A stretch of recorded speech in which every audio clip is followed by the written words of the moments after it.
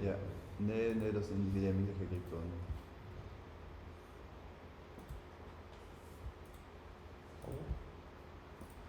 Maak eens een nieuwe space aan? Volgens mij is dat alleen voor nieuwe spaces. Heb jij iets ingesteld? Nee, dat zie ik.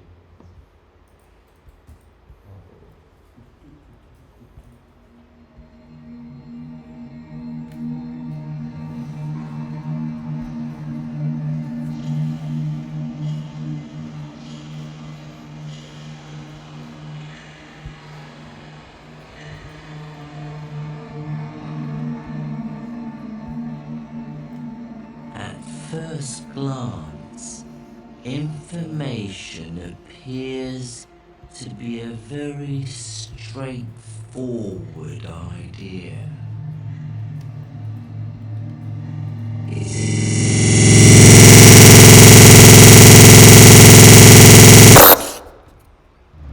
our brains are filled with it, and we constantly exchange it between each other.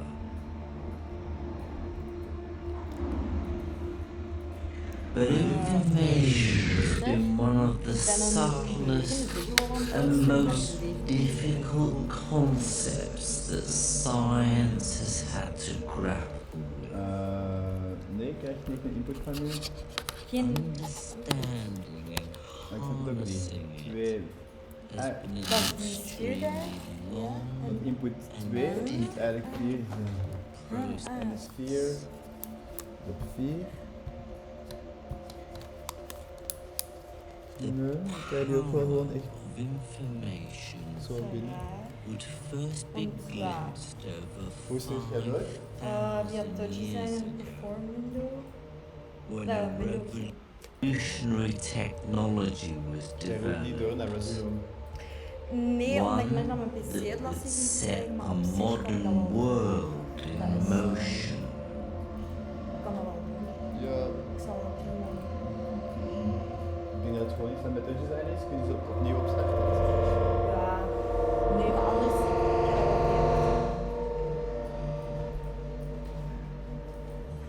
Over the years, mankind has come up with some pretty remarkable stuff.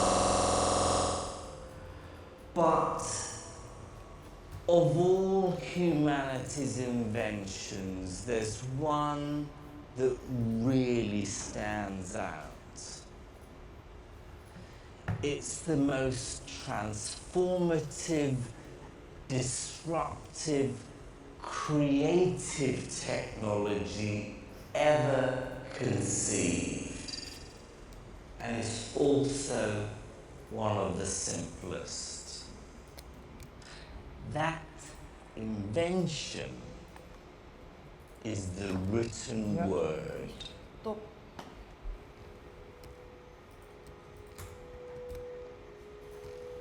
At its heart, writing is all about the transmission and storage of information.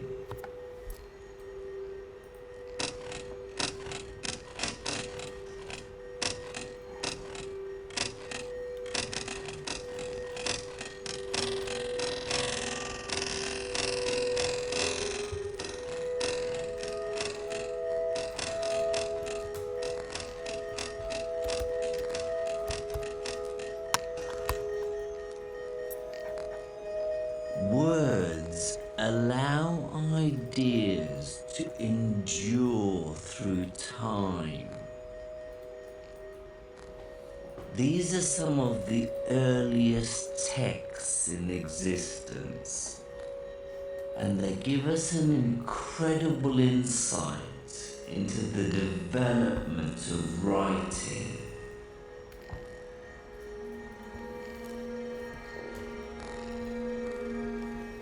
I've come to meet one of the few people who can still read them, Dr. Irving Finkel.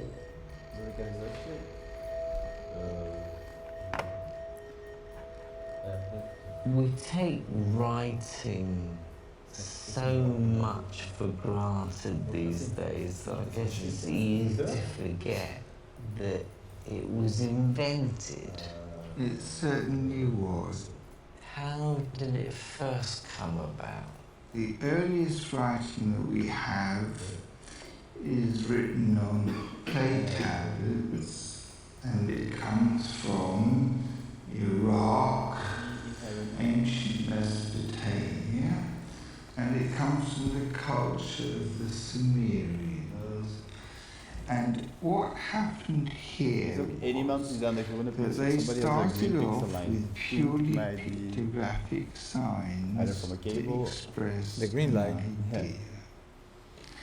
And this lasted for quite a long time until it occurred to somebody, perhaps you just unplug accidentally, everything. that what you Ja, could denk do is to make one of these graphic symbols on the Put it surface up on, of the just put it up play, on, not predict. for what it looked That's the easiest, and then from there you can go. but for what the sound. But also, yes, we're not gonna use that tomorrow. Right. I know it's also So not a picture of an object, always a picture that glitch of from a Thursday. sound. That's what we always No, it's call not. the giant blue Yeah, man. triangle. Fuck you. It's a new green line. Yeah, nothing. You're doing everything. Hate you. By combining Forever. different sounding pictures, the ancient Mesopotamians could express any idea imaginable. The essence of their breakthrough was destined for the scrap heap of history. And that's because in the 1840s, they were superstitious. Was maken we verbinden? Sinds die hij de Michael noemt.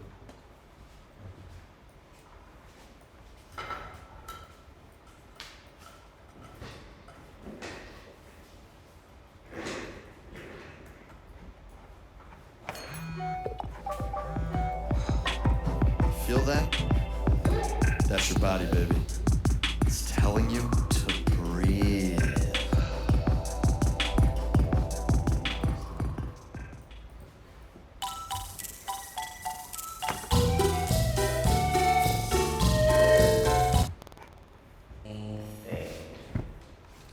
Energy.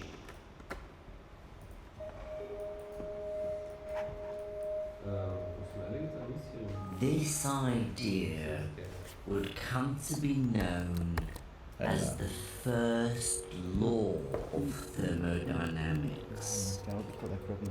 The first law reveals that energy is never created or destroyed. It just changes from one form to another. 19th century scientists realized this meant the total energy of the entire universe is actually fixed. Amazingly, there's a set amount of energy that just changes into many different forms. So, in a steam engine, energy isn't created. It's just changed from heat into mechanical work.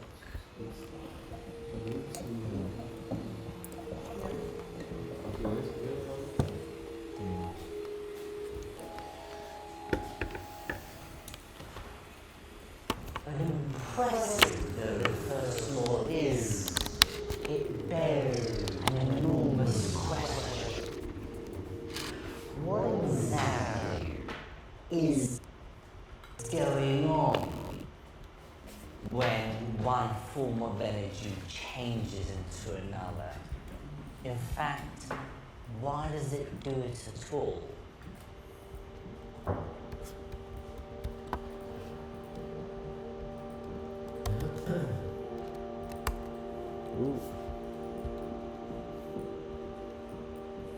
The answer would in part be found by German scientist Rudolf Clausius, and it would form the basis of what would become known as the second law of thermodynamics.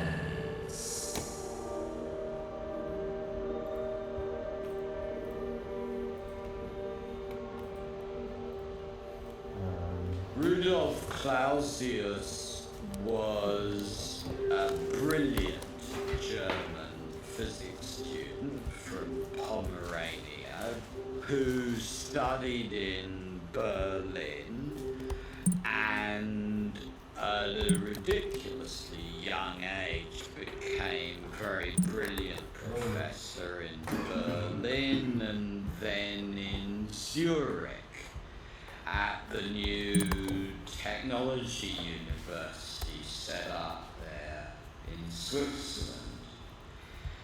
And in the 1850s and 60s, Clausius offered what is really the first coherent, full-blown mathematical analysis of how thermodynamics works.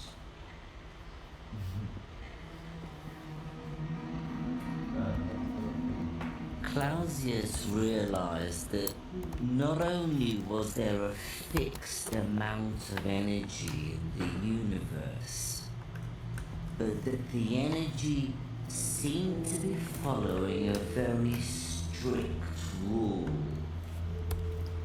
Put simply, energy in the form of heat always moved in one particular direction.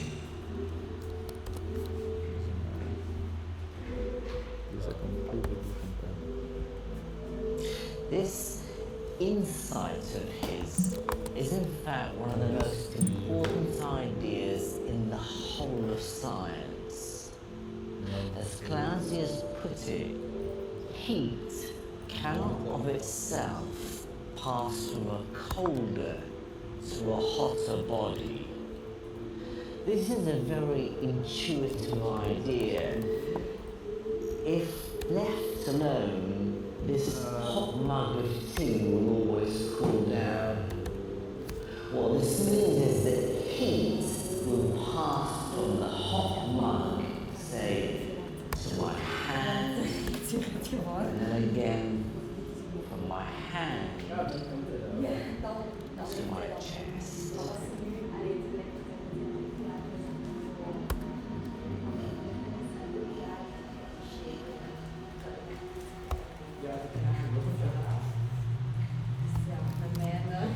This might seem completely obvious, but it was Do you a have crucial big insight. Paper.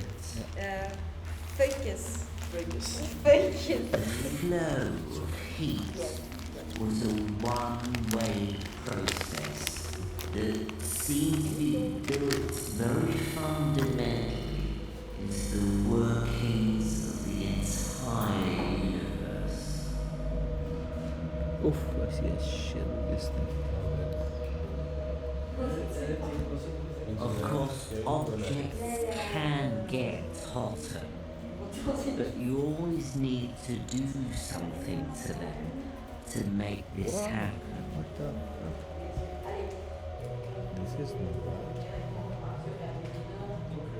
Left alone, energy seems to always go from being concentrated to being dispersed.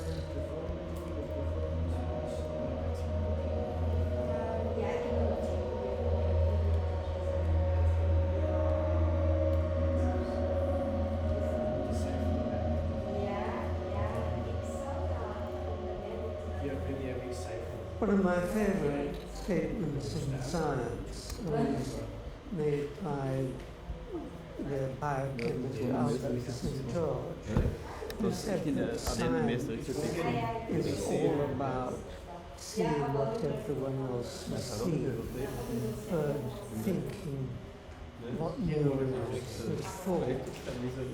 And he, Rudolf Clausius,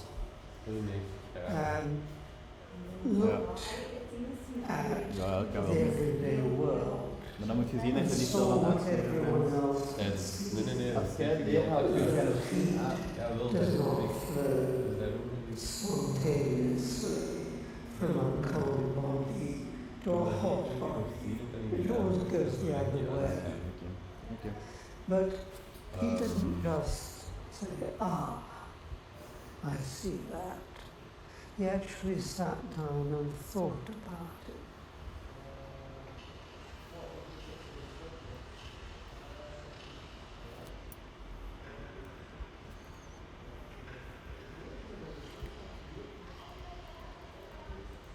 Clausius brought together all these ideas about how energy is transferred and put them into mathematical context. It can be summarized by this equation.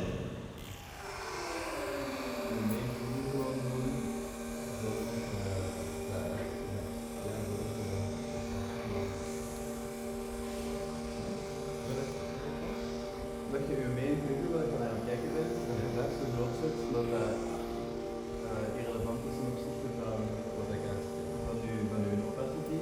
En dat je daarna zo op een klein schermpje zet, waar dat wit zichtbaar is en zwart tegelijkertijd kunt zien. Ja, dus dat moet je even wandelen. Now, what Clausius did was introduce a new quantity he called entropy. This letter S. Basically, what it's saying in the context of this equation is that as heat is transferred from hotter to colder bodies, entropy always increases.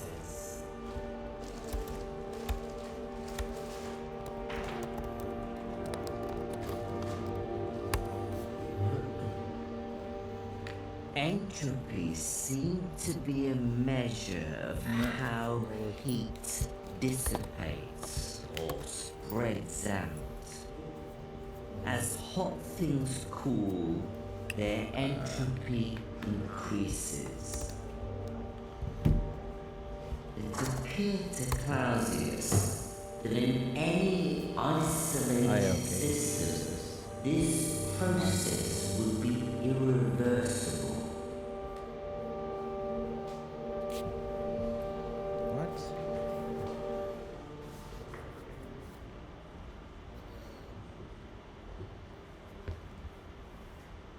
I need to.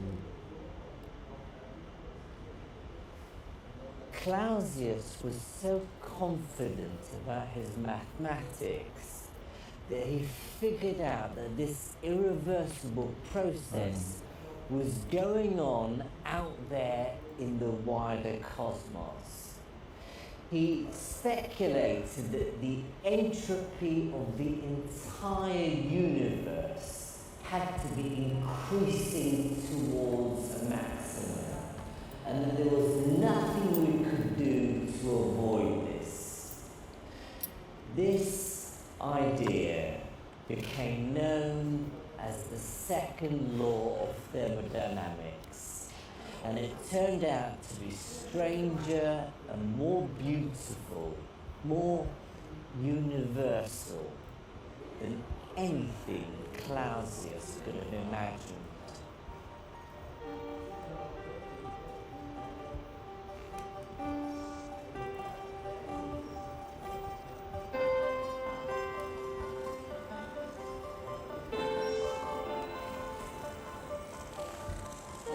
The second law of thermodynamics seemed to say that all things that gave off heat were in some way connected together.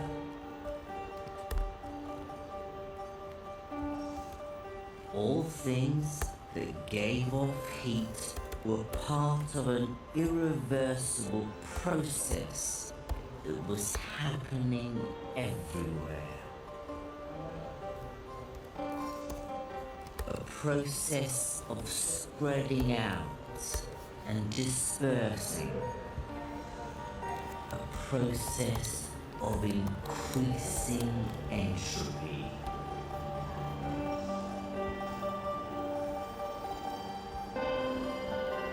It seemed that somehow the universe shared the same fate as a cup of tea. The wonderful thing about the Victorian scientists is that they could make these great leaps and that they could see that their study of the thermometer in a beaker actually could be extrapolated, could be enlarged to encompass the whole universe.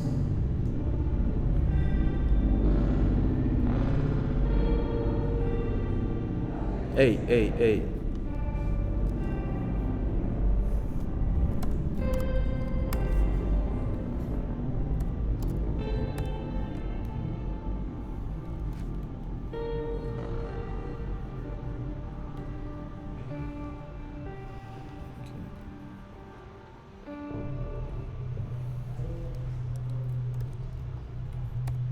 Despite the successes of thermodynamics, in the middle of the 19th century, there was great debate and confusion about the subject.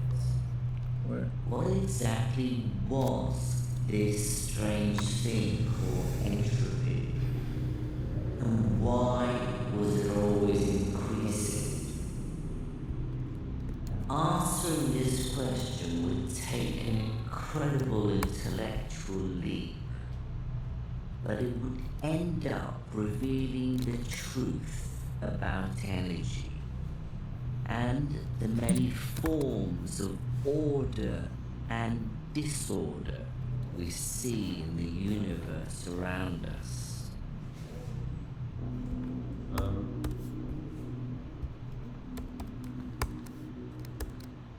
Many scientists would tackle the mysterious concept of entropy, but one more than any other would shed light on the truth.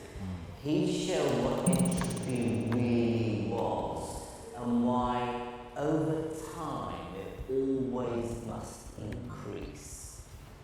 His name was Ludwig Boltzmann, and he was one of science's true revolutionaries.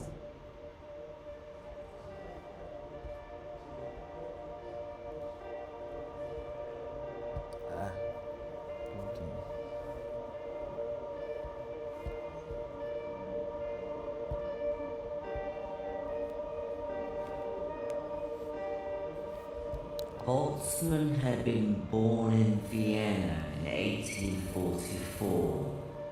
It was a world of scientific and cultural certainty. But Boltzmann took little notice of the entrenched beliefs of his contemporaries. To him, the physical world was something best explored with an open mind.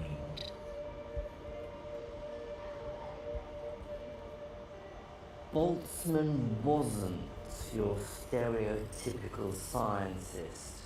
In fact, he had the kind of temperament that most people might associate with great artists. He was ruthlessly logical and analytical, yes, but while working, he'd go through periods of emotion. And these would be followed by terrible depressions, which would leave him completely unable to think clearly.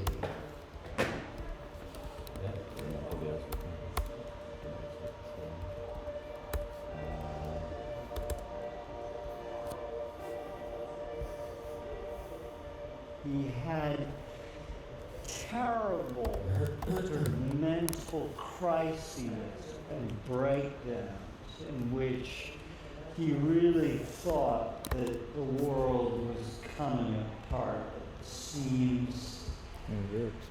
And yet, these were also accompanied by some of the most profound insights into the nature of our world. Outside of mathematics, Boltzmann was passionate about music and was captivated by the grand and dramatic operas of Wagner and the raw emotion of Beethoven.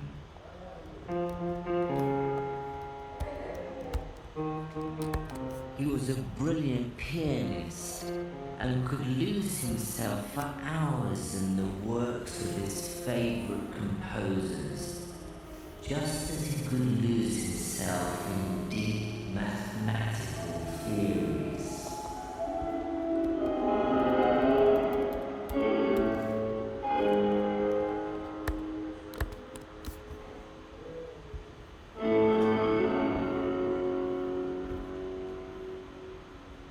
Boltzmann was a scientist guided by his emotions and instincts, and also by his belief in the ability of mathematics to unlock the secrets of nature. It was these traits that would lead him to become one of the champions of a shocking and controversial new theory.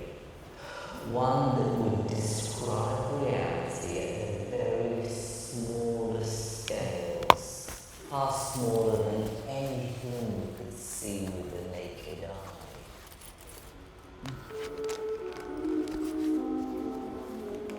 During the second half of the 19th century, a small group of scientists began speculating that at the smallest scales, the universe might operate very differently to our everyday experiences.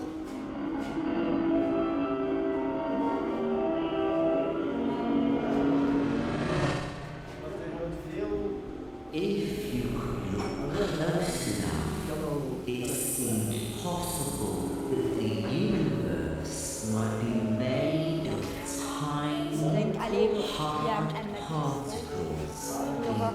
materiaal dat die daar nu ook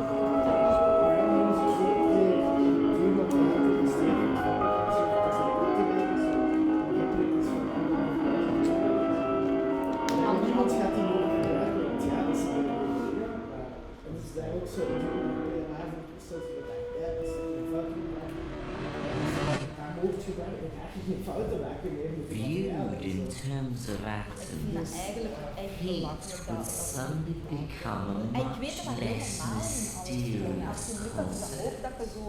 in een Boltzmann order and others system saw moet. Ja. Kan je nog altijd beeldarbeid doen?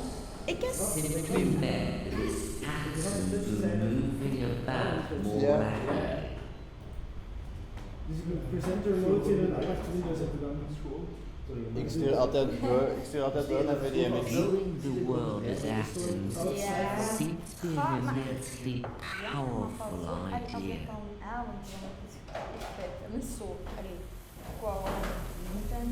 But this picture of the universe had one single insurmountable problem.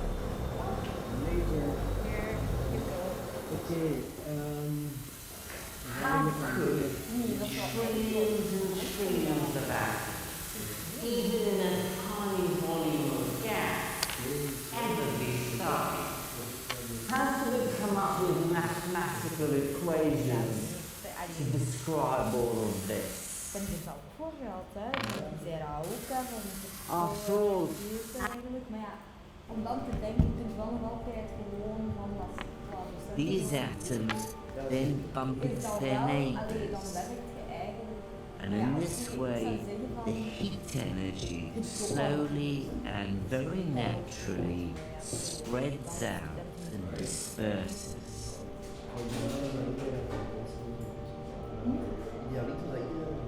The whole system has gone from being in a very special, ordered state, with all the energy concentrated in one place, to a disordered state, where the same amount of energy is now distributed among many more atoms. Boltzmann's brilliant mind saw this whole process could be described mathematically. Boltzmann's great contribution was that though we can talk about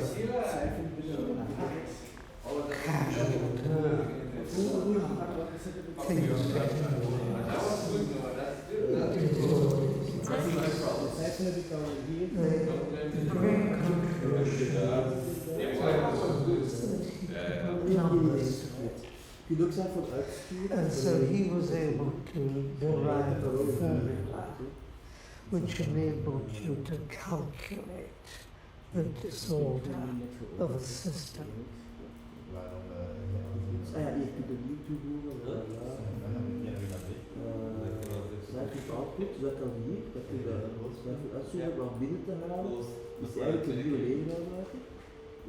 This is Boltzmann's famous equation. It will be his enduring contribution to science. So much so, it was engraved on his tombstone in Vienna. What this equation means in essence is that there are many more ways for things to be messy and disordered than there are for them to be tidy and ordered.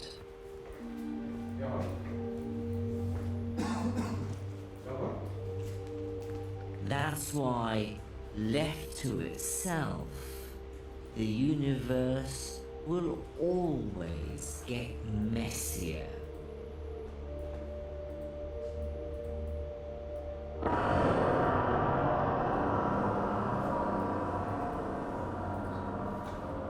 Things will move from order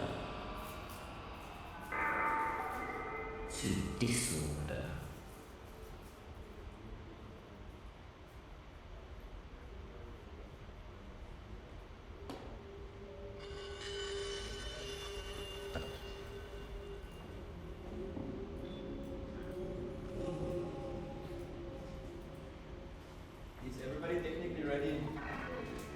It's a law that applies to everything, from a drop jug to a burning star, a hot cup of tea to the products that we consume every day.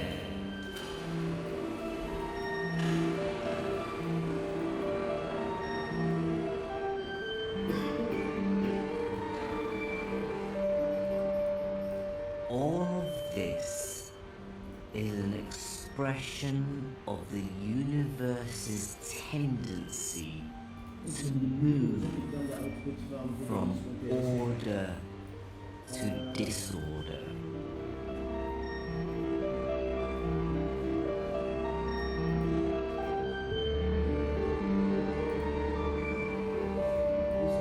Disorder is the fate of everything.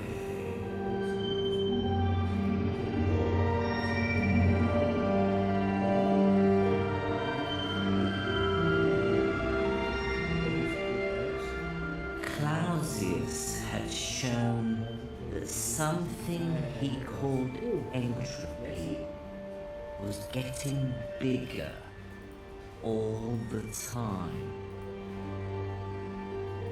Now, Boltzmann had revealed what this really meant. Entropy was in fact a measure of the disorder of things.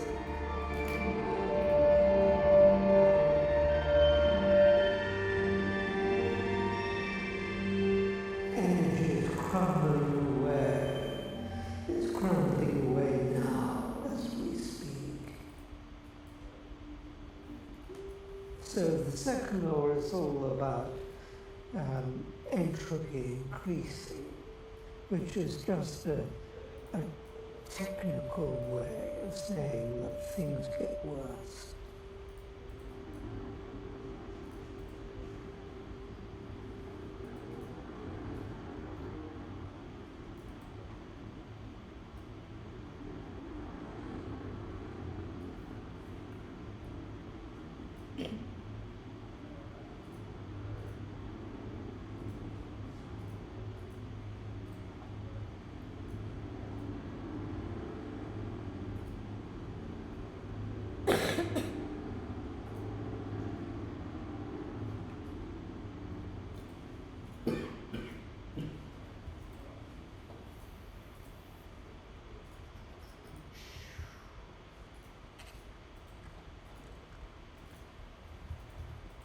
Boltzmann's passionate and romantic sensibility and his belief in the power of mathematics had led him to one of the most important discoveries in the history of science. But those very same intense emotions had a dark and ultimately self-destructive side.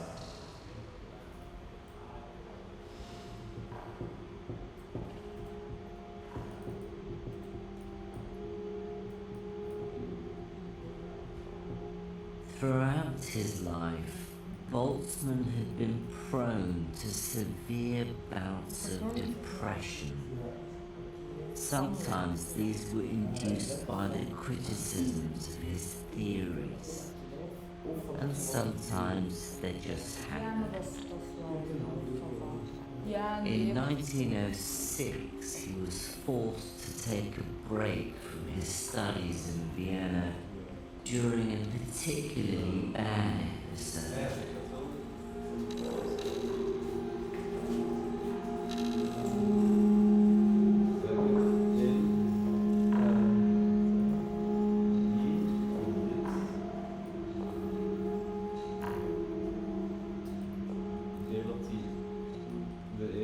In September 1906, Boltzmann and his family were on holiday in Duino, near Trieste in Italy. While his wife and family were out at the beach, Boltzmann hanged himself, bringing his short time in our universe to an abrupt end. But perhaps the saddest aspect of Boltzmann's story is that within just a few years of his death, his ideas that had been attacked and ridiculed during his lifetime were finally accepted. What's more, they became the new scientific orthodoxy. Omdat er gewoon niet meer zoveel op het einde is. Ja, dus dat laatste moeten we meepakken. Ja, wat je kunt zeggen is... In the end, there is no escaping entropy. It's the ultimate move from order to decay and disorder that rules us all. Ja, ja, als er gemaakt is.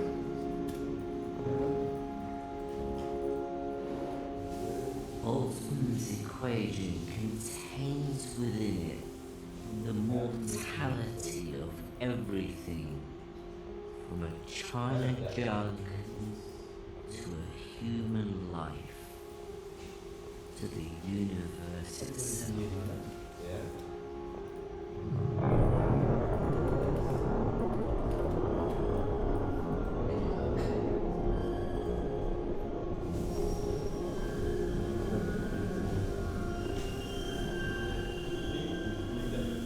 The process of change and degradation is unavoidable. The second law says the universe itself must one day reach a point of maximum entropy, maximum disorder. The universe itself must one day die.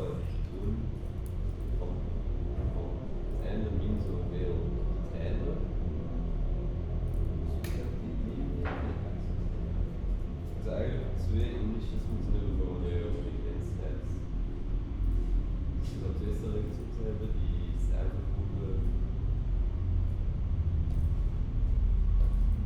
Maar misschien zou het niet zo regelen.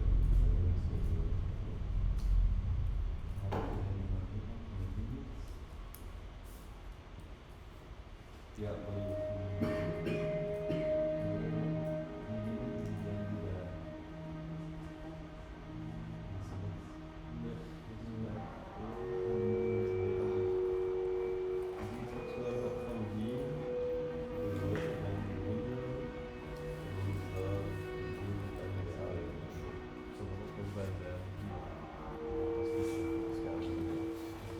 If everything degrades, if everything becomes disordered, you might be wondering how it is that we exist.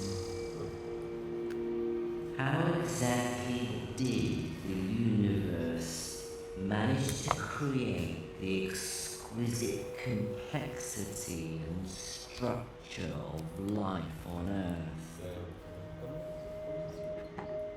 Contrary to what you might think, it's precisely because of the second law that all this exists. The great disordering of the cosmos gives rise to its complexity.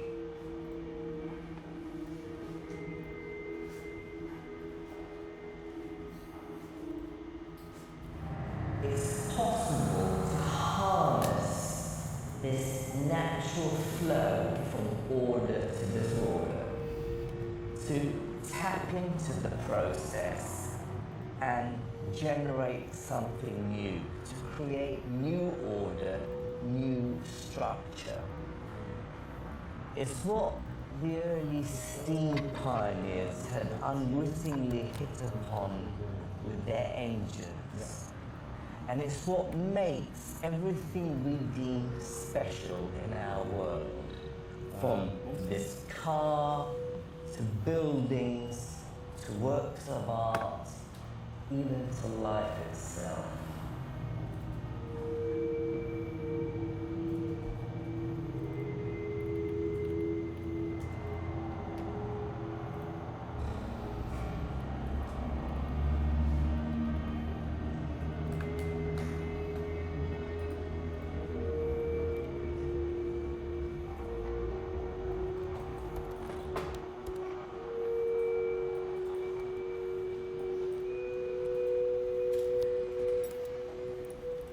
The engine of my car, like all engines, is designed to exploit the second law.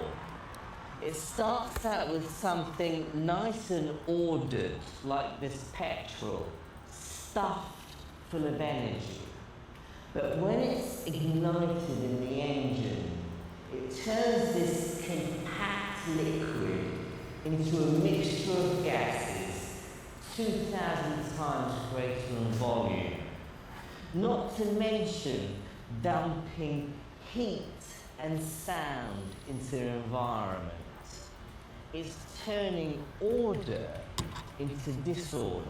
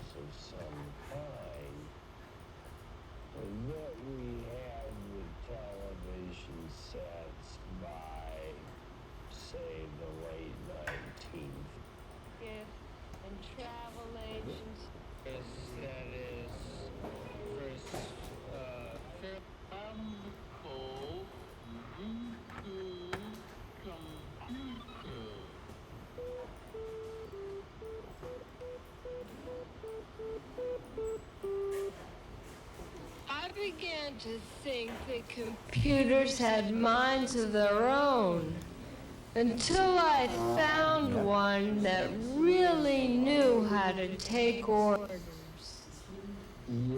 Ja. Ja, ik zei Als we kabels hebben.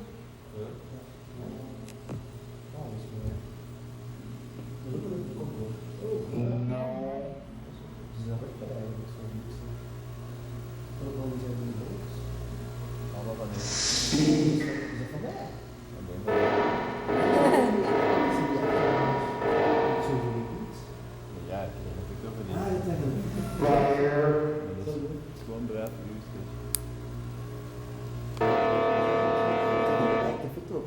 I just programmed it to accept voice commands and make the robot that's on the screen do whatever I tell it to with whatever program words that I have in the program.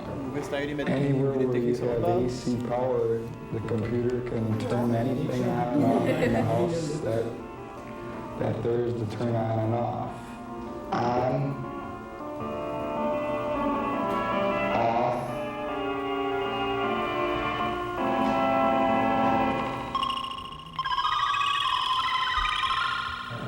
What kind of things can you learn by having a computer? Well, you can put math programs on, you can put really anything you want on it, but you gotta know how to do it. Is it more fun than school? Much.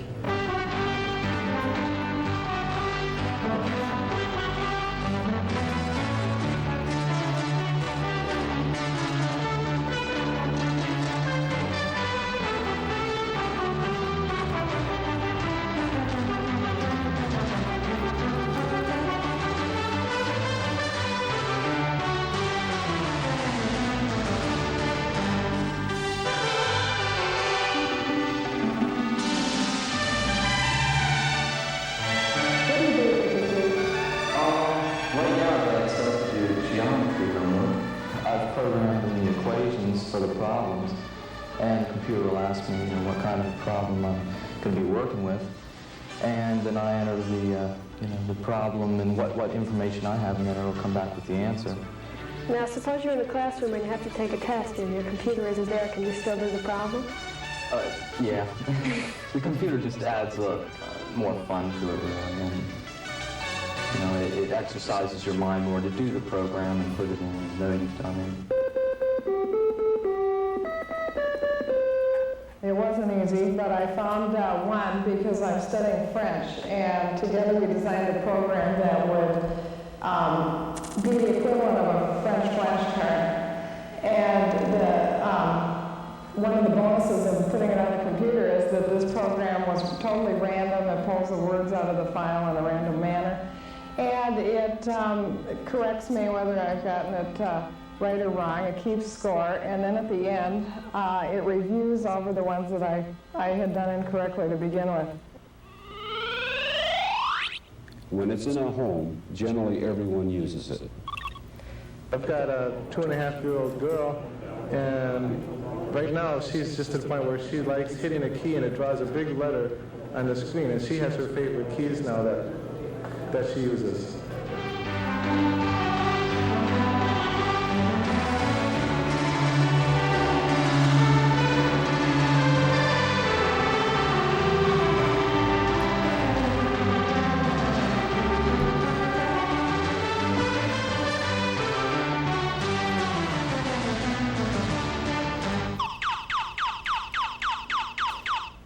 We've got educational programs for youngsters. We've got educational programs for adults as well. We have a series of math programs that are available, spelling programs, literature programs, reading comprehension programs, and virtually at every level.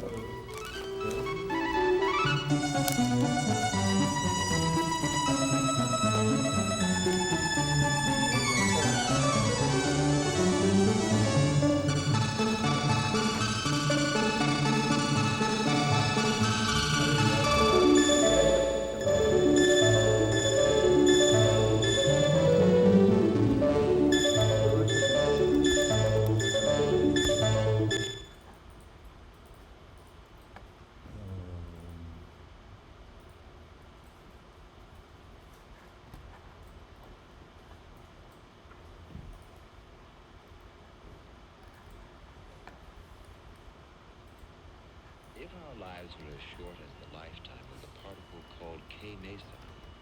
A second would be like the age of the universe is to us now.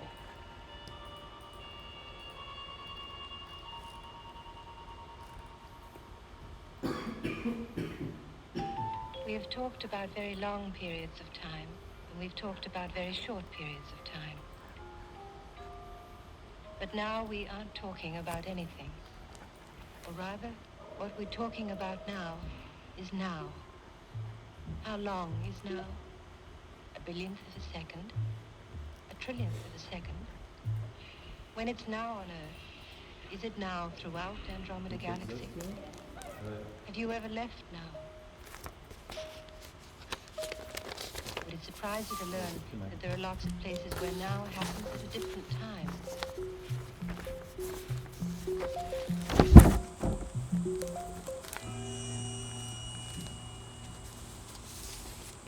For us, there is a continually moving point in time which we call now. This now separates the past from the future. It is always now. Time is a long string of nows, which stops abruptly at the present. Looking back on them, we see these nows as instants in time, and as points in our movement through space. If you could just clarify.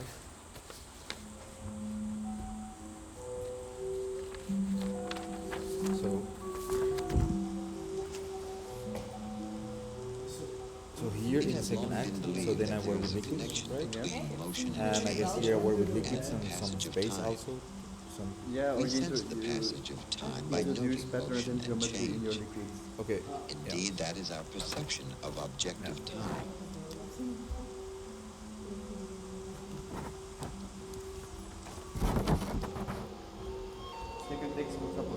But in order to understand the subtle meaning physicists give to time, we have to understand a more abstract concept, the notion of periodicity, of the universal cycles.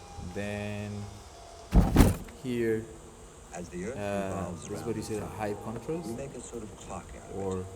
The sun is the center. Or do you? The Earth is No, the high contrast starts here in the fall. 12 hours are January, And so here conflict is here party is just do your LSD kind of like thing trip. But as the Earth revolves around the sun, you put this it LSD also somewhere else, rotates right? on its axis. But yeah, this goes from one into the other, right? Yeah. So this is the Yeah, so you introduction. know the way how I think I will do it, because it's organically in the way how it comes. I start liquids, start introducing this, and then from here I will evolve to something that is more LSD, and from LSD then I come here. And so what do you want here? So in conflict is hard constant, these are starting to fall apart, it's just a big clash basically. So here it can still be somewhat harmonious, artificial, So because here in a way, so then I start thinking some fractal, some kind of thing here, and then also kind of an LSD trip. Yeah, and then here I don't understand this one very well. Can you give me some? What do you imagine? So here it's still building up, and here it's breaking down basically. Okay, so this is like, so it's starting like just liquids from more geometrical to craziness, like LSD patterns, tunnels, fractals, and then It breaks down, it gets destroyed, and but it gets down slowly, or just like from here, just like slowly. conflict can be glitch party basically. Here, that's what you mean with the party. Yeah. Okay, so it And could then- be high, like big changes between different things. Yeah, and then in fall it's the same, but it gets slower and slower and slower. About 3,000 years ago. So this can be fast speed, and the fall is basically Fast changes. So fast changes, and then here is just falling down, right?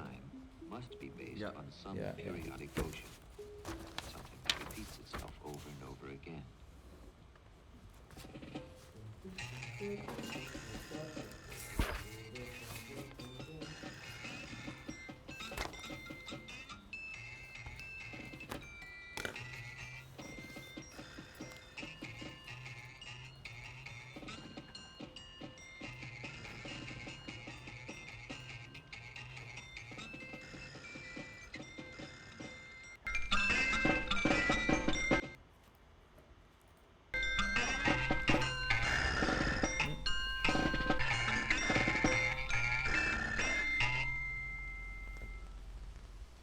something that repeats itself over and over again.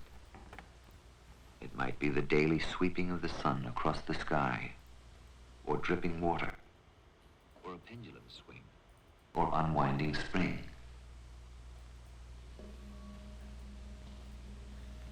Today, most clocks mark off alternating current. 60 times a second, electricity in America goes one direction, then the other. And faithfully, millions of clocks inch forward together.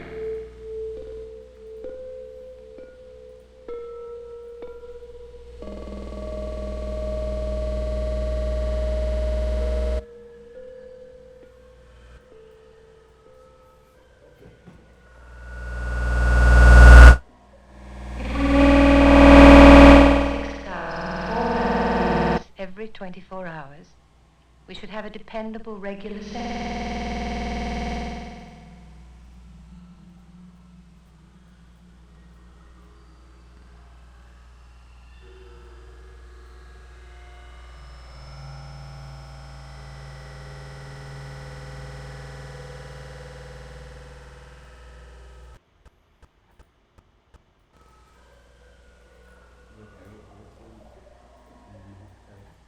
But the Earth is turning irregularly on its axis.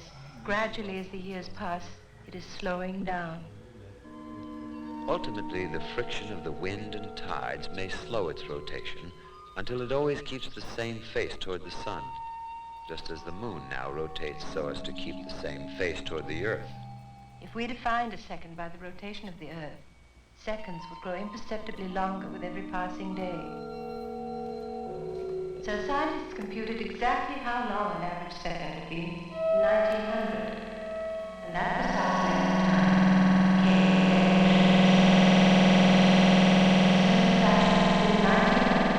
is the definition of a second.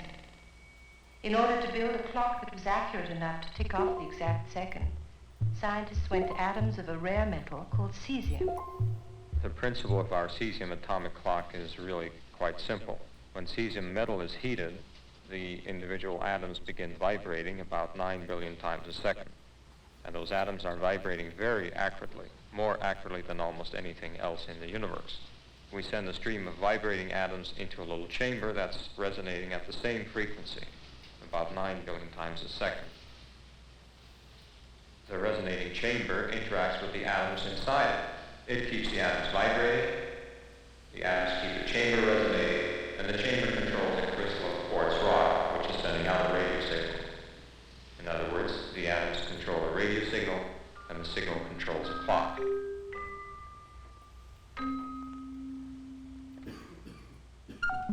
We have an unexpected clue as to the workings of time on the very long scale. It is the principle of entropy. The principle says that the natural state of things is diffuse, chaotic, disordered.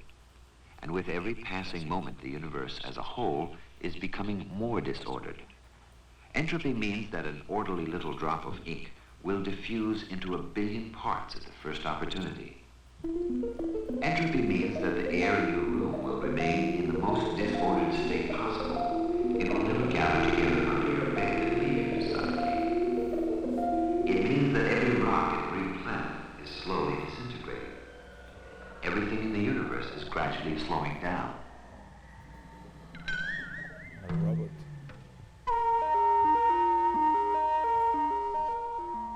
As time marches on, entropy marches on. Indeed, they may be more related than we imagine. Notice what happens when we make our movie violate the principle of entropy. When the cards go to a more ordered rather than a more disordered state, it looks like we've reversed time. We can always tell when a movie is going backwards by the violation of entropy. What we conceive of as time may be simply the relentless process of entropy, of decay, of increasing randomness. Yes? Yes. Can I take?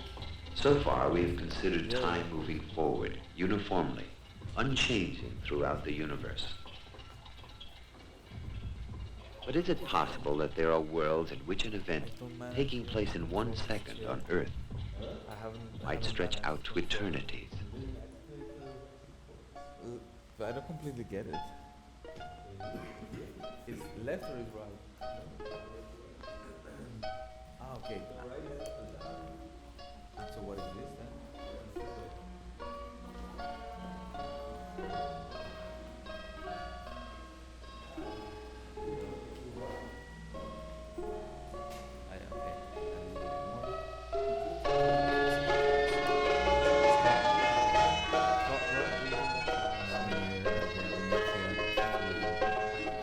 Yeah, I was thinking that because I started buying gear since I started working on this for 5 years ago, and I realized that I don't have audio.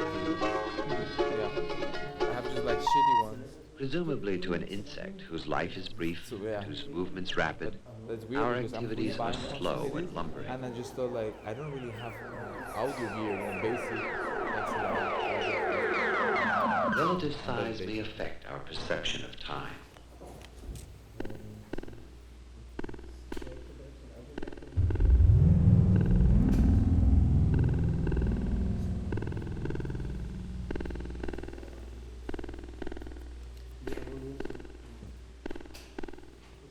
But are there conditions under which the flow of time itself varies? In this film, we have suggested that time is related to motion. Physicists now believe that the actual rate of the flow of time is related to the velocity that an object, or a space capsule, or a planet is moving through space. Since things move through space at vastly different velocities, this would suggest that time itself flows at different rates. Indeed, this touches upon the great insight of Albert Einstein, who radically reformed our ideas of the nature of time. He showed that time is a personal perception, rather than a universal experience shared by all. That no one man's time is better than another's. We all perceive time at different rates. Outside, and this is WWN TV News. The big story this morning is the blast-off of the Diogenes 3 space capsule. The controversial flight leaves from Edwards Space Station at noon today, despite numerous last-minute attempts to ground the experiment. Earlier this morning, we spoke with Dr. Milan Gersig, Director of Operations for the Diogenes program. How's it going, Dr. Gersig? We don't expect any problems this time, no we don't. What about the first two boys? Well, I'm sorry, I'm too busy right now to answer this question. Diogenes 3 is about ready to undock and blast off from Edwards Space Station. We are supposed to have tonight. Yes, there you see astronauts Chris Johnson and Lynn Wolf.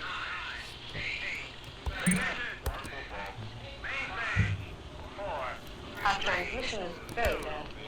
Okay. I believe that was the blast-off.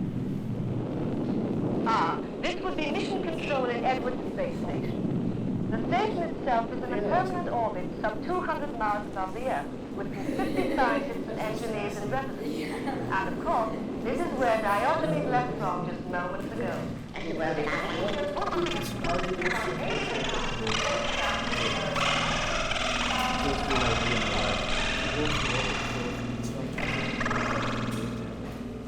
The mic? Okay. Is het zo belangrijk als de beelden? Yes, I don't. Wait. Of course, most interest in the project revolves around the so-called time warp experiment, or what scientists prefer to call time dilation effect. Behind me, you see one of the 3 cesium atomic clocks, which will be used to measure the amount of time slowed down on the spacecraft. It may sound like science fiction, but scientists say that across the face of the universe, time goes at millions of different rates as compared with time on Earth. Allee, you should fucking work. There are many problems in attaining velocities near the speed of light. For one thing, it takes enormous amounts of energy over long periods of time. To achieve just half the speed of light in 30 days traveling time, there would be a continual pressure of 1,000 pounds on each astronaut. And as for accelerating to, say, within 100 miles per hour of the speed of light, our astronauts would not only be old men when the speed was finally achieved, but the amount of energy consumed would be more than what is contained in our entire galaxy. So the director of the Diogenes 3 mission has conveniently invented an anti-gravity device and super power source, thus making it possible for the spacecraft to accelerate quickly to nearly the speed of light without pulverizing the astronauts to a fine atomic dust. Diogenes 3 has been accelerating for 18 hours now and is doing 145,000 kilometers per second. This is Dr. Milan Gertzi, Director of Operations. Dr. Gertzi, what has happened on the flight so far? Of course we're delighted that the mission is going so well. At the moment, the spatial and time distortions are very obvious. Just what does that mean? Yes, you will notice that what appears to be slow motion on a television screen is actually representing one of the phenomena predicted by Albert Einstein's relativity theory. He showed that when one system was going at an enormously high velocity relative to another, time on that system would be slower than time on the reference or stationary system. We are seeing a time dilation as it would appear on a spacecraft going about 99.9% of the speed of light. as far as they are concerned, everything is normal on the spacecraft.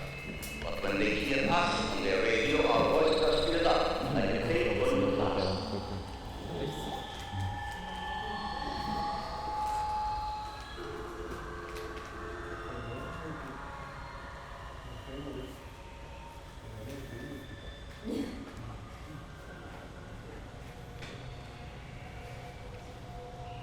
20 minutes ago, we began this film by suggesting that time was somehow related to movement.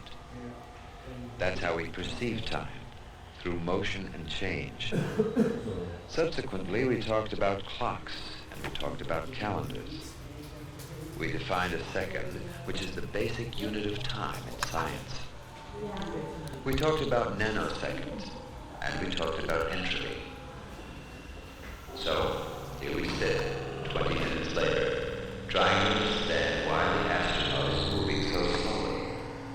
We know he is traveling very fast, at nearly the speed of light. And we know that when a body moves past us, time for it is slower than time is for us.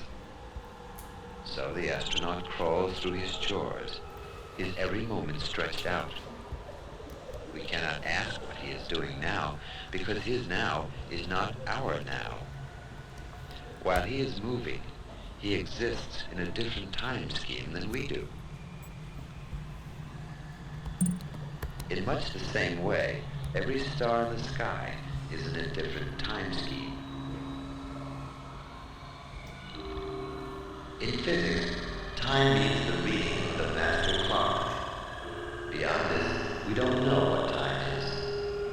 But we know a few things about it, not the least of which is that we are caught irrevocably in its forward motion. Function sketches.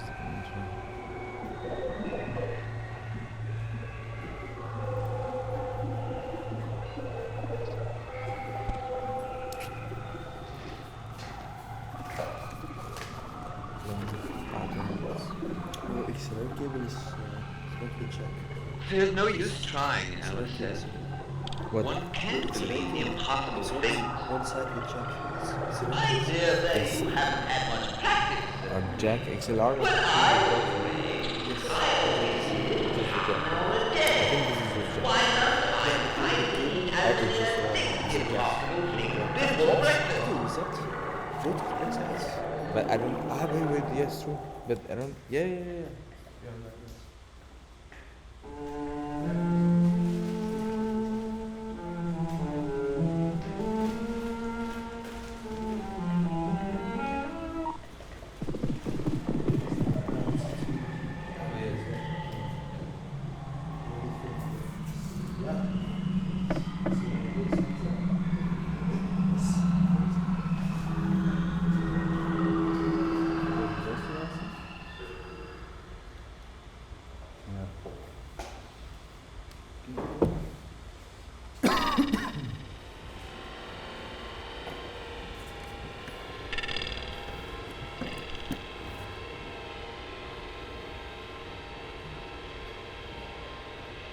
For instance, here's a demonstration of how short a time interval is easily measurable today.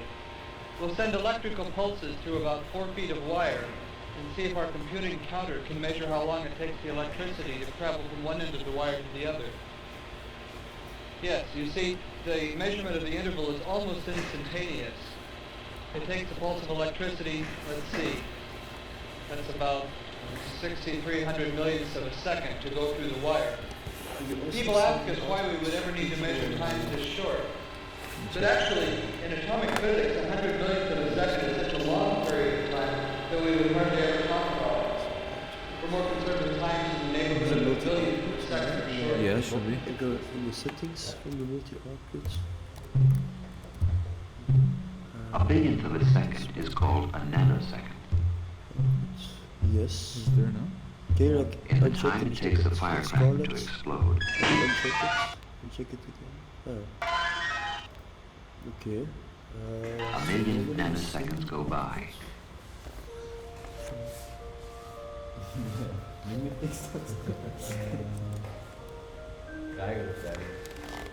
Groter, minder.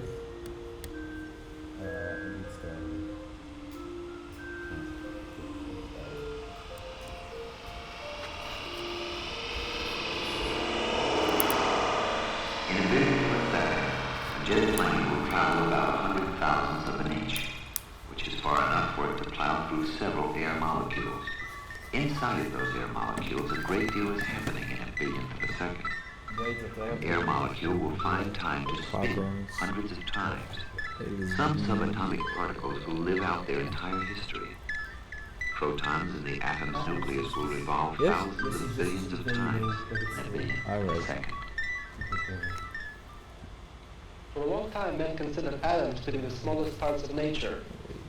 Recently, even smaller constituents of matter have been discovered, the so-called elementary particles. Over 100 of them have been classified thus far, with names such as electrons, neutrons, K-mesons, neutrinos, and antineutrinos. The lifetime or the decay process of these particles is extremely short, something to the order of 10 to the minus 24 seconds, which is 1/1,000,000,000,000 of a second. In machines like this cyclotron at the University of California, atomic particles are accelerated to high velocities and studied. Physicists have seen and recorded events taking place in quadrillionths of seconds and shorter. Some such events are seen to occur in reverse time.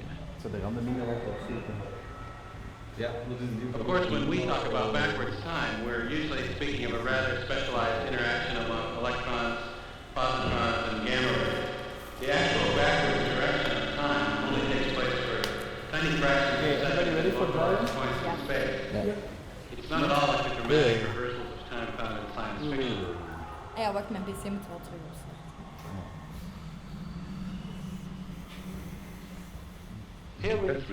So who gives the cues We make a like sort of when we are clock out of changing? it. The sun is the center, Is there a way to put the it earth is the louder? clock hand, and the 12 I hours checked. are It should be from my January, monitor, so it should check now. It should be going March, April. up. Like now, it should be louder. But as the earth revolves Now around it's the sun, it also rotates on its axis, and so we have days and nights. Unhappily, the rotation on its axis and the revolving around the sun are unrelated. Each time the earth revolves around the sun, it rotates 365 times, plus a very awkward fraction. For aesthetic reasons, men have tried to work out a calendar which easily fits days into years. But the great periodic cycles are more complex than that. Today we have a complicated system of leap years and oddly divided months. The system is only now beginning to do justice to the beautifully symmetrical motion of planets and suns.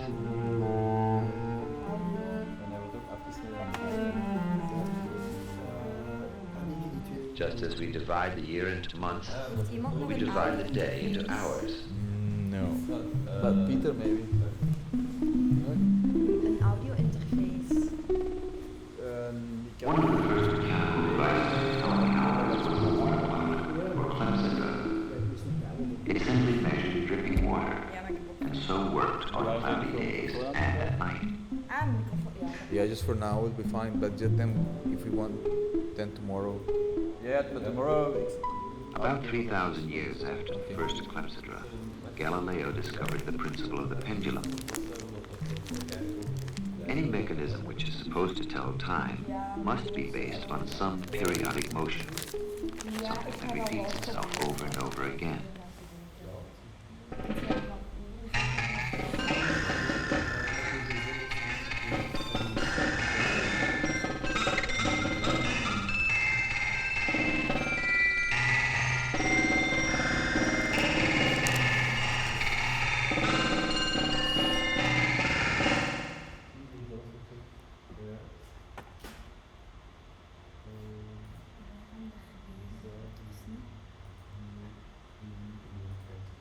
The Mariner television cameras photograph about 80% of the planet. Thermal and chemical maps of the same areas are made with data from other instruments. The overlapping wide-angle and spot coverage narrow-angle pictures are taken at Mariner 9's lowest altitude, about 750 miles. Objects as small as 300 feet across may be seen in the pictures. Mariner's orbit was designed to produce a continuous swath around Mars once each 17 days, making it possible to study seasonal effects on the red planet at 17-day intervals. One objective is to investigate what appears to be a wave of darkening that originates at the poles and spreads toward the equator as the polar caps recede, apparently responding to springtime increases in temperature and humidity. During the 90-day period, Mariner 9 transmits to Earth thousands of pictures and several billion other science measurements. Much of this information will be used in planning the 1975 Viking lander mission to Mars. One of the most important and dramatic investigations to be conducted during the next 10 years is the search for life beyond Earth. If extraterrestrial life does exist in the solar system, it is most likely on Mars. For that reason, Mars remains the prime target of the planetary exploration program. The Viking landers will carry life detection instruments right to the surface of Mars for some first-hand field work. The two Vikings are double spacecraft, orbiters similar to Mariner 9, and landers sealed inside biocanisters and sterilized to prevent Earth microbes from reaching Mars and complicating the search for life. The lander will touch down gently, then prepare itself for an on-site scientific investigation of the planet. Viking will tell its story in its own voice about its observations on Mars, about the surface, the velocity of the wind, the humidity and pressure of the thin atmosphere, and most important, whether there is any evidence of life now or in the past. Meanwhile, the orbiter remains overhead, keeping watch on the landing site, operating as a relay station, and conducting its own science experiments and photographic mapping.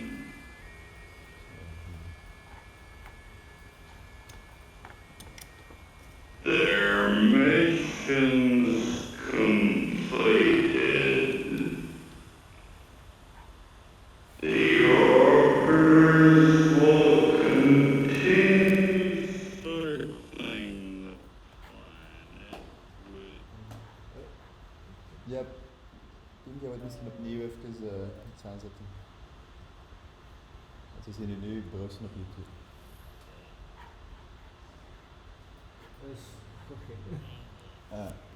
Oké, dat kan. 4 zet jij, wij zien gewoon uw scherm dat leeg is.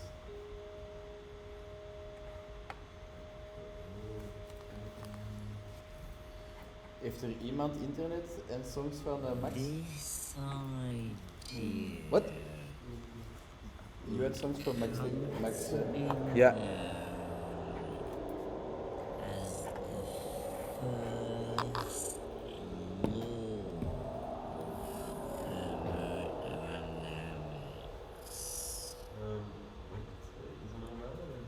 The first law reveals that energy is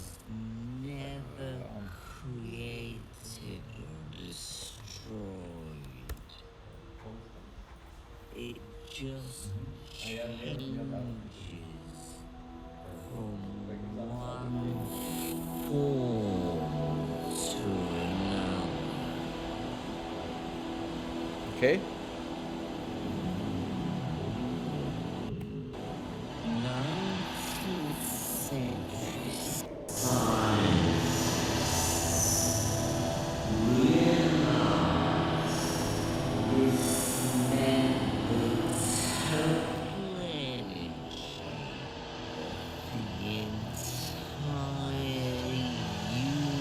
Yeah, everyone ready?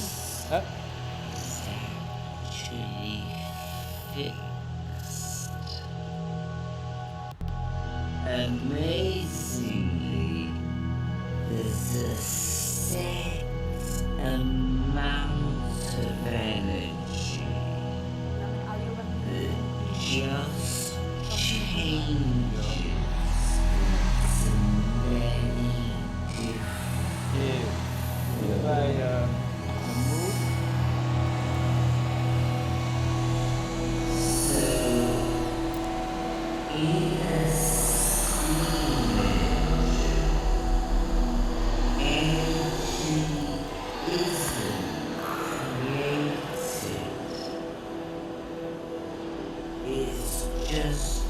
in a Ben moet, nothing ik zou daar misschien toch al dat tekst willen introduceren.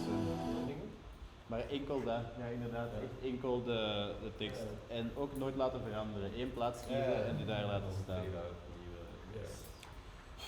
Fade out mag, maar je mocht ook, dat mag ook hard zijn.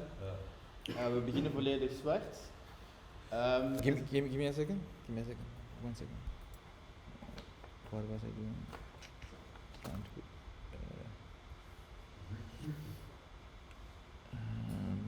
Yeah, so select the window. So output. DNS.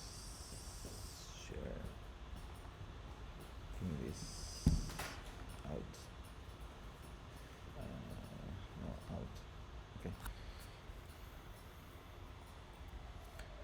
Okay, yeah. Yeah? Yep. You ready for screen? Okay, so we start completely black. And then, we don't know what will be the first sentence, but nothing will launch the first sentence. But it will probably be something that does not involve conflict or whatever you phrase. Huh? We don't know. No, I'm choosing it. Yeah, okay. Like the next one is cultural wars. Okay. While that is happening on the background, I'm slowly introducing some blurred out graphics that are recorded from the run tomorrow or from later tonight. From you guys, does that make sense? So that's a slow build up. Need to make sure that Max is with us on that. I will always just sign the act using my fingers to everyone, and I'll make sure that I look eye contact with everyone. Double check with me because then I will be some like. Jorge will get a slap or 2 slaps. Yeah, double check with me because I can have blood. But Nassim, don't zoom in and zoom out. Only go like hard to the next. What do you mean? Just after I'll just go to the next one. But they don't necessarily. What position? Doesn't matter. As in on the screen.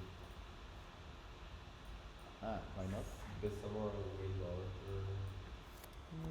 No, but it fits it too large, right? That's what we just. No, that's what we did for the other. You can also do it for this. Okay. So far we haven't had any problems. Yeah. And so just make sure that you bounce it whenever Max has like a new something. We'll see tomorrow what that is. So that's constant text.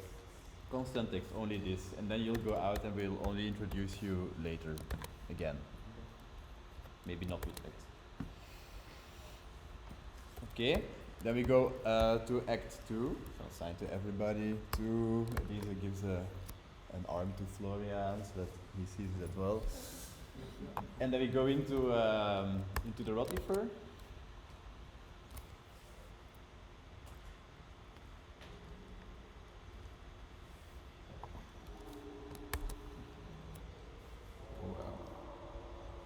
master Florian, I wouldn't add other graphics already on it. I Dus think. vanaf dat we act 2 is enkel Rotifix.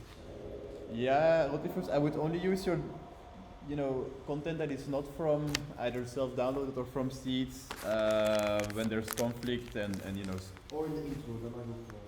Maar vanaf dat act 2... Yeah, intro is just whatever I recorded. Ah, okay.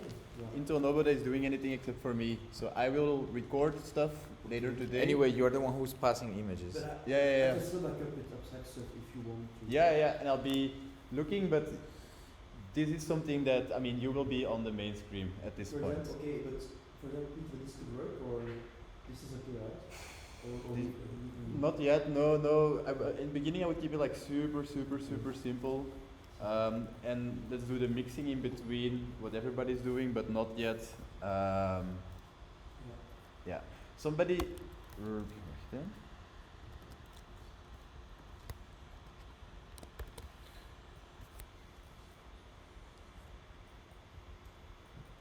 And. Okay, jij maakt dat zoiets. Ik ben even confused. What? Ja, jij maakt dat zoiets. Ik was even confused. Ja. Okay, kan zijn dat ik dat eruit haal, dat het staat nu gewoon even in zwart-wit. Then, you're using not the organic, but you're using the original Rotifers. Elise. Yeah. No, that's fine. So this will be introduced as well. And Jorge is already doing liquids, correct? From the second time, yeah, from the second act. Yeah. So the only thing that will slowly change here is we'll go in between the three of you and Pim. Since this is not yet the time, make sure that you're not sending out anything.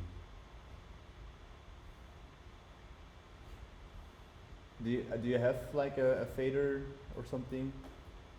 Not yet. Okay, yeah. I can also like avoid it, but in case I make a mistake, it's better if nothing is running. So.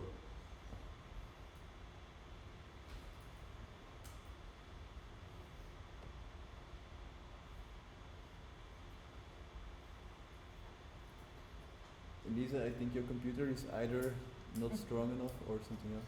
Ja, met die shader is die ook al een paar keer gecrashed. Oh yeah, but this is not something we can. It's not. It's just super slow frame rate, right? Yeah, I think. I have 30 frames per second, and on my screen it runs pretty okay. All of it. Yeah, I never said that Resonance was good software, but it's not. It's not coming in the video mixer. But yeah, I can see it, but like in my screen, it's really fluent. Like there's no latency. No. Maybe. Yeah, but my computer is bad anyway, so. But maybe we need to find in a way how to down the. Yeah. So they still that you don't use so much power from your computer. Well, I'll try to optimize a little bit, but or another computer. Do you have external monitor at home? No, I have a Mac at home, but. No, because I think the why so after we do the run out, I suggest that you check with just another monitor and to see if the problem persists, then we think together what can we do. Okay. Yes.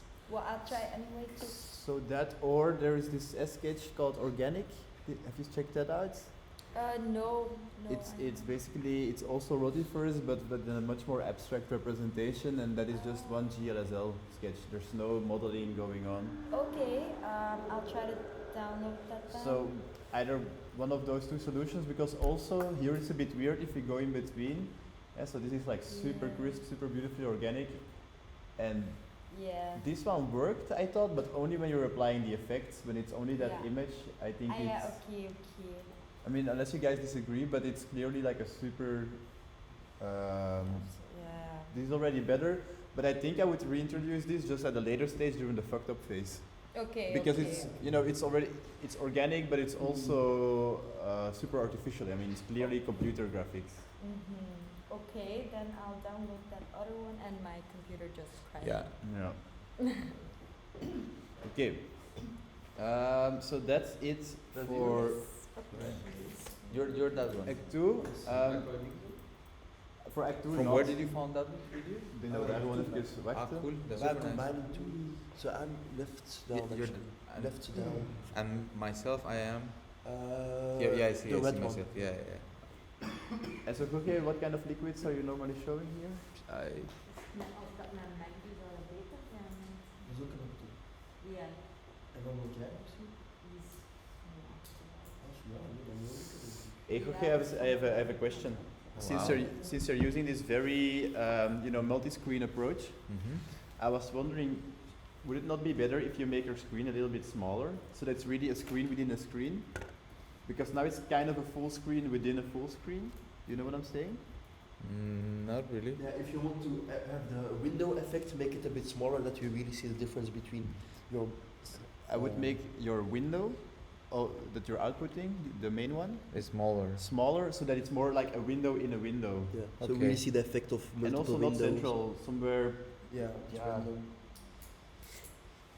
You know what I'm getting at? Yeah. Like But I moved that depending of I'm doing that depending of what I'm doing with the computer. I understand. Oops.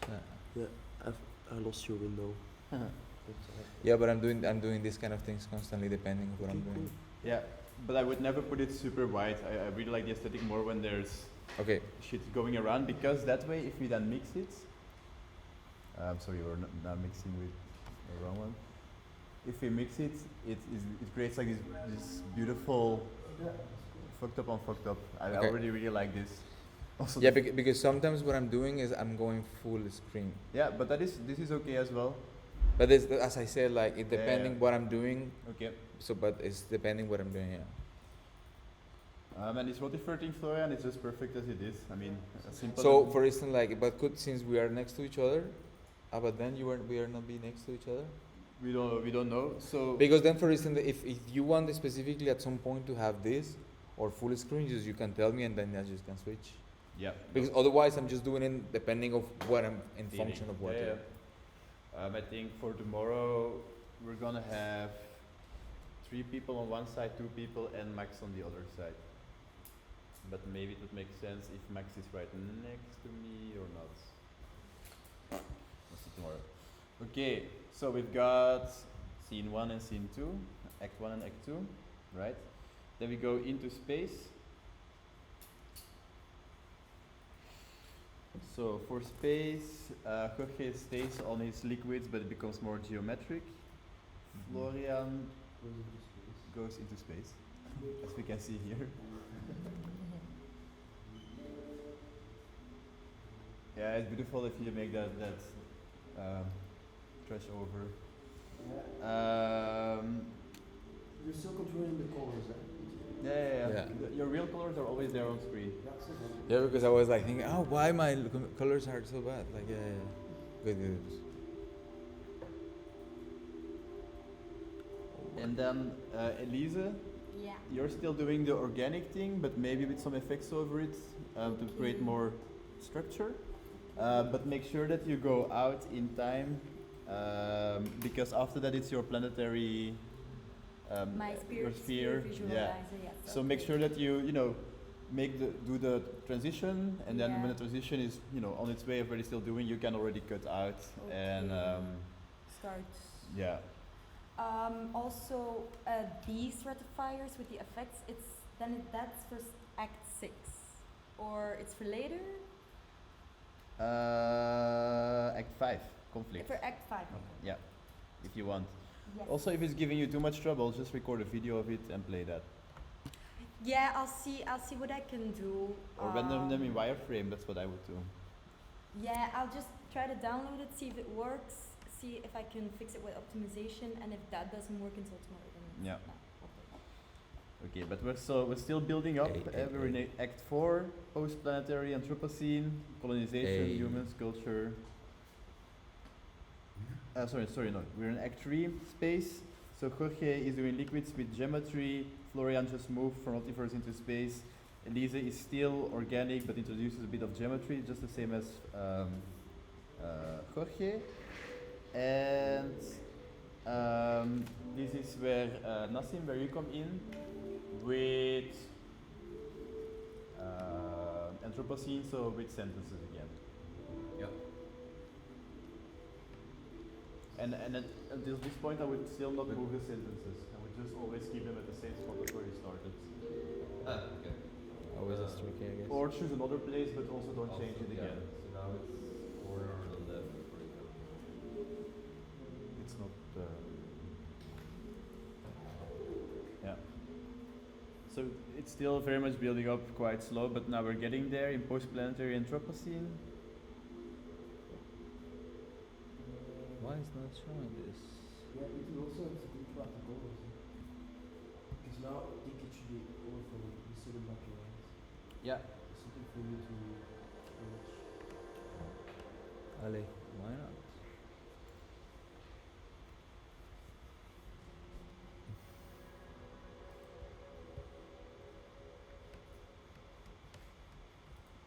Ah, yeah, okay. Duh. Okay, good. Geometrical. This is geometrical.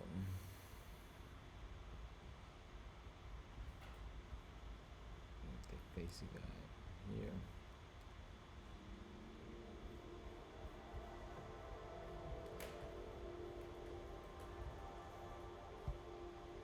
Okay. So we're in post-planetary Anthropocene. Nassim, and this is where you can start one of the data rolling, basically. Without the sentences. Without the sentences, just something of the data, but Small. Yeah, just less, so that it's still somewhat readable, but and slow, but not understandable necessarily. So larger than this, but less sentences. Yeah, something like this, and then a lot slower, like tack, tack, tack. Okay. So we're stealing here from Florian and from Jorge, I think. Annie, are you doing here anything, Jorge? Where? In 4? I have nothing for you here. Is the LSD somehow like Yeah, I'm building yeah, up? it's me too. We're all three doing some LSD Okay, stuff. so what I'm gonna do here is I'm gonna use your colors, but the focus will be Pim, who introduces the work in progress. Yeah. Right? Yeah. So Pim, you're gonna be the driver of the content, but I'm gonna be switching between the colors in the at the back between Florian, who's now doing this.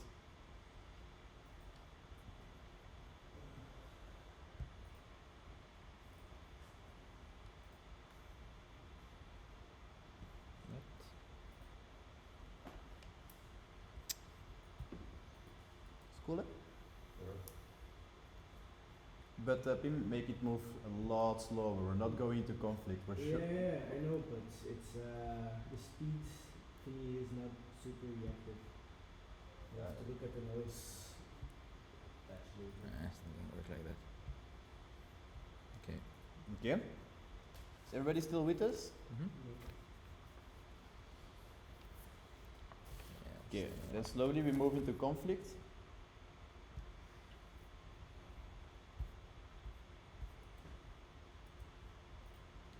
And conflict really is where we can go all out.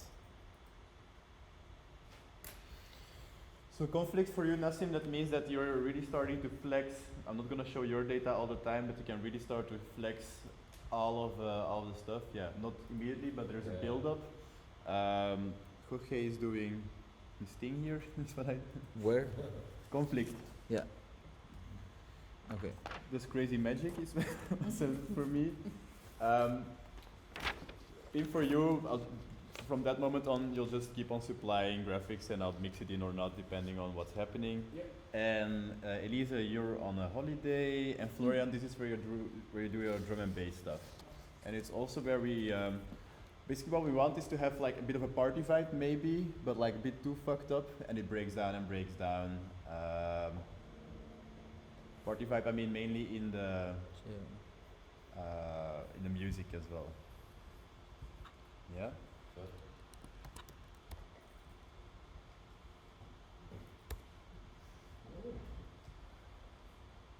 Geometry.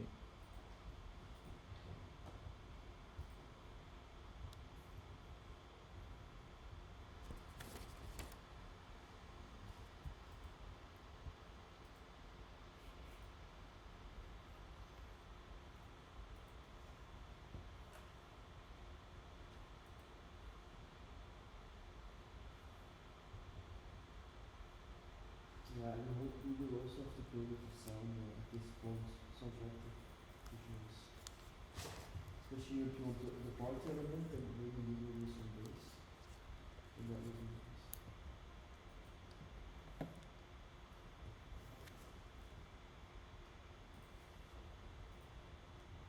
Yeah, you can see that it kind of works well.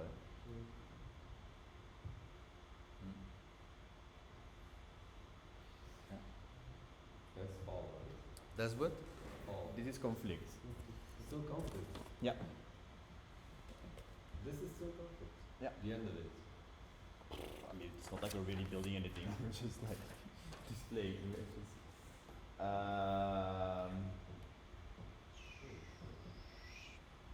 Okay, then we go into fall. Here we'll go entirely to black and white. I'm gonna increase the contrast. Everything can still, so that is perfect. Okay.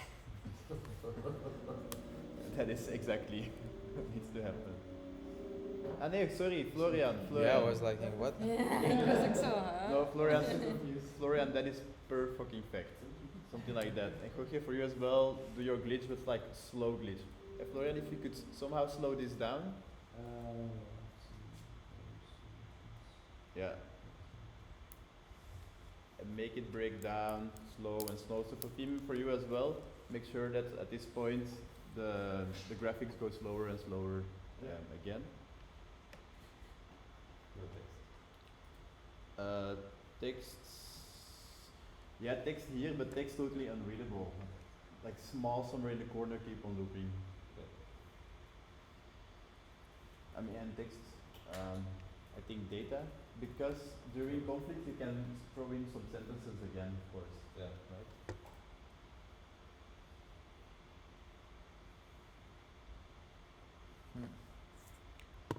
Is everybody still with us? Mm-hmm. Elise, here for you it says rotiverse wireframe. Yeah, so the crazy effects on the new rotiverse. Yeah, but slow. Slow, okay. Yeah, high contrast, slow. Then we move into catharsis. Main thing here, everybody can keep on doing what they were doing, like slower and slower and slower and slower. But Jorge will introduce here the sculpture plus feedback. So basically what I want is everything keeps on like breaking down slowly, and then we'll introduce Jorge's, Yeah, I need to find that. I need a little bit of time to see where is it. Hilarious that your sketch folder is a Google Doc. It's so not what I'm used to. Can we see it for a second if you find it? I know you're looking for it. Is it this? No, but I was working yesterday.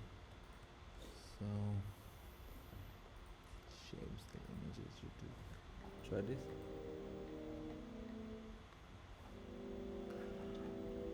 Wait, so background, all of you are out. Background, videos, this. Ja, mag je doorkomen. Oh no. Background. Maar dat is wel niet echt hoor.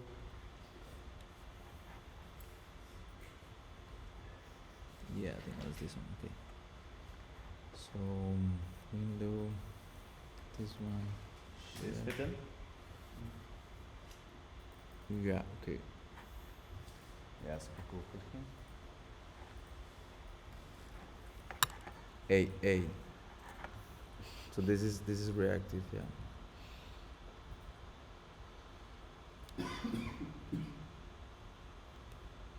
So it breaks down entirely. Wait, so we're going to the post-road already? Yeah, so now we're going into Oh, this is so cool. Who does that? This is cool. it's Pim and me together now. So this is, and now we're still in catharsis. So everybody was doing what they were doing, just slower and slower. And Jorge introduces the sculpture.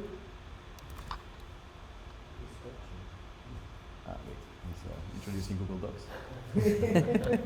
Powered by Google Docs. Liquid. How you call this? What is that? That's the last thing. That's the last thing, right? Yeah. There's a single ratifier like Maria. Oi. Excuse me? It's the single ratifier file, or which one was it again? The nice one. Organic? It's one of the latest that I added, or organism maybe? Organism. Your computer crashed again. Your computer crashed again. Do you want me to bring my MacBook tomorrow? Well, I have a Mac from work, so I was thinking to just use that one. A MacBook? Yeah, MacBook, I think. Pro? Yeah, MacBook. From 2012 to 2010? I think it's not that old, but you can bring yours if you want to, just to be sure. Does it have like this thing like Jorge has on top? No. No. Is it a big one or a small one? It's small one. So then probably it's one without GPU. Yeah, I don't know. Which is good depending of the model. But it depends. If it's 3 years old, it doesn't have M1. Depends. Well, maybe Peter, you should just take your Mac, just to be sure. But yeah, normally it has a graphic, it has 2 graphics cards, but normally I use it with my eGPU, but that one is in Antwerp. Okay. But I'll bring it. But yeah, let's try to work on your organic sketch as well. Yeah, I'll work on that. Okay, and so here we have. Yeah, okay, so, and then the last part, so let's say in the last part I put full screen, this. Yeah.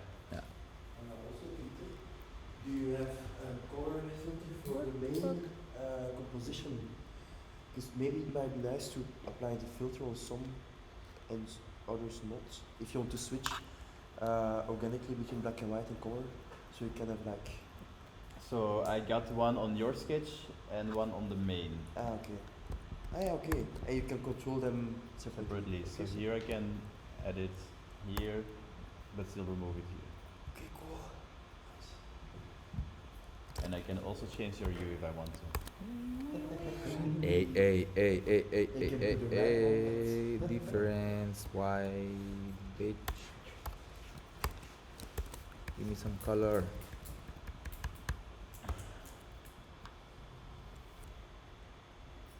And here we will get Pim a little bit in, I guess.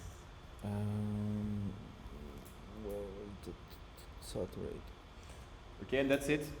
That's where it ends for you. Then the postlude is basically just a big fucking sphere with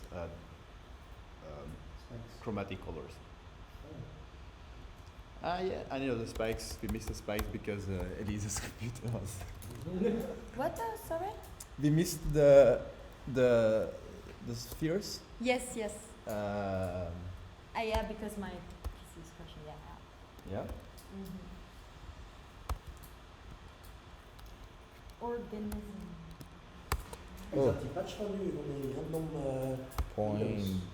Dat daar. Daar, ja. Ja, 3. mag dat nog daar stil? 1, 2, 3, I don't know. Cool. Moet dat zeker stil, hè? Maar alleen als je daar een klein hoekje op het einde zegt. Ja. Denk ik subtief. Bij elke keer, ja, super. En dat is gewoon mini mix. Dus die moet ik doen. Is dat tussen zijn? Ja. Oké. Ik wil dat more echt like wilt ook wel eens voor u maken in. 1. Jij werkt in Benelux nog altijd, hè? Ja, maar dat doe je dan wel echt goed achtergrond ook. Maar too much. Ja, dat is ook een effect. Ik wil dat wel eens in FS schrijven. Echt? Maar jong, dat moet ik doen. Whatever. Is dat correct? Zeker dat niet. Arrow function AFT 0 buffer un test un a show audio un okay Het is niet rotiverse. Nee, dat is een. Allee, dat is die ene.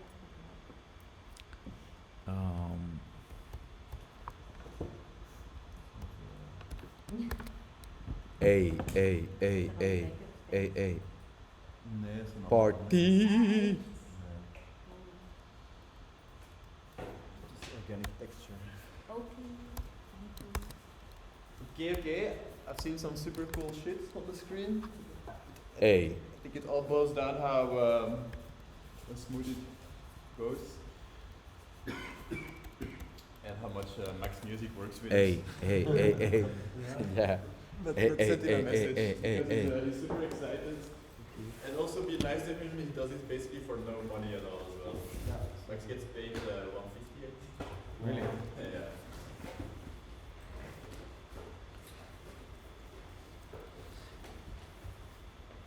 And I have all this recording like for 2 hours, like the whole thing. So you can use the last. It's gonna be on my YouTube channel. Tja, wacht hè. Hey, you. Show. Dat is echt nog complex hoor. Je Ja, moet het is eerst wel helemaal tot echt, het einde gaan. Waar kan ik Hè? de output Ja, zien? Of is gewoon eigenlijk de shape? Bon, Ja, dat gaan we nu dit ook is eigenlijk doen. een output. Oké. Maar dus ik ga eventjes mee moeten helpen of werken.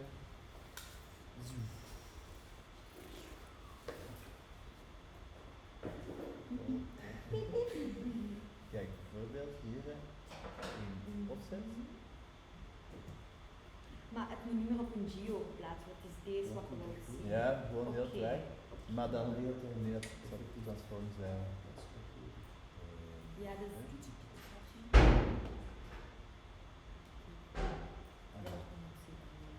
Wacht, hè. En dan, ja, dus hier, als, deze moet je ook nog traag zien laten te bewegen. Ja, oké, zo, maar dat is... Het zal deze zijn, hè. Nee.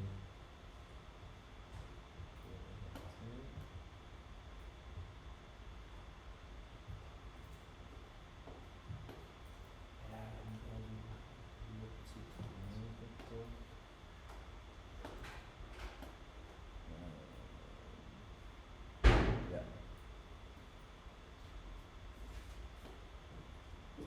Als je daarmee zou kunnen spelen en als eigenlijk is dat een soort van blur effect dat zo geschreven. Maar hij zit dus verspreid op 2 plaatsen. Enerzijds in deze gele zelfspot en anderzijds hier. Ja. En er zit heel veel rommel bij dat er ook niet uit moet. Oké. Why? Dit. En dit zijn 2 kleuren, dus dat mag er ook eventueel uit. Oh wow, there are new functions. There are new functions in Hydra. Ja. En daar dan mee spelen van heel traag beginnen, introduceren, maar dat gewoon organisch aan het bubbelen is. En dat gaat dus gewoon overlay zijn om te mixen met de rest, denk ik. Ja, Omdat het zo simpel is. ik ga die snelheid gewoon koppelen aan een slider en dan kan ik dat... Ja, snelheid en dan ook hoe dat die in blur zich met elkaar... En ik moet maar zien wat dat er werkt en waar. Ja, oké, dat is wel. En dan zou ik de wireframe alleen gebruiken... de Rotiflow is alleen maar gebruiken in wireframe. Ja, ik heb in zo... conflict. Ja, ik heb zo wel... ja, ik had wel zo een paar gelijkaardige distortion effects of zo, maar ik vond dat wel inpassen. Dus... Ja, maar ik vond uw effect dat je dat overgooit heel cool. Ja. Maar dan is het misschien beter als je er een render van maakt. Ja, En dat past goed. Maar wacht, kijk, want ik heb dan nog 2 extra effectjes, maar als we nog gaan crushen, dan moet ik het u laten zien.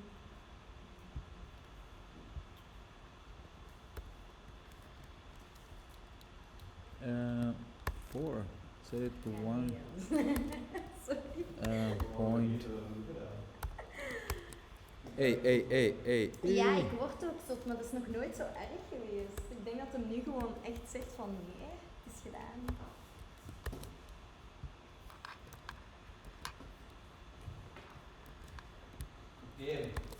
No. Smoke break and then we Yes. do another run and then we finish for today? Yeah. Just Short out. Yeah. But I really like what's happening on screen. Yeah, it also works well with Jorge's compositions. Yeah. And then also with Pim's random thing. They both collide very interesting. Jorge and Pim's work really good Right? together because it's all small screens. But you was, I think all looks good together, but probably with the black and white filter because that really matches everything. Yeah, but what's good Florian does is nice if you want to use a color for LSD. That is nice to introduce it there. True. Right. The space could be a bit bluish. Yeah, the blue and purple. Yeah, but now I was more focused on getting everything past through it than color correcting. Yeah, true, because you know, it's getting a bit. What I'm doing is the first thing is liquid. Background, liquid.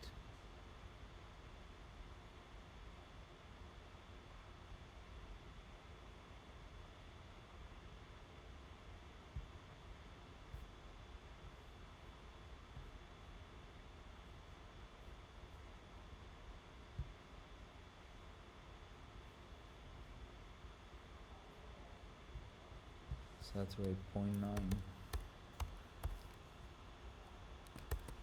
Yeah.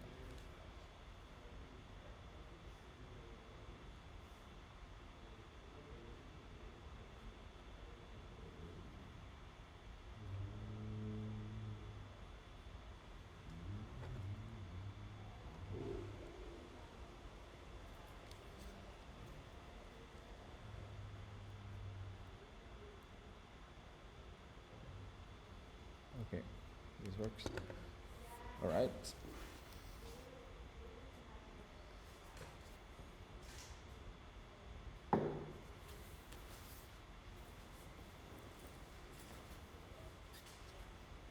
Ooh.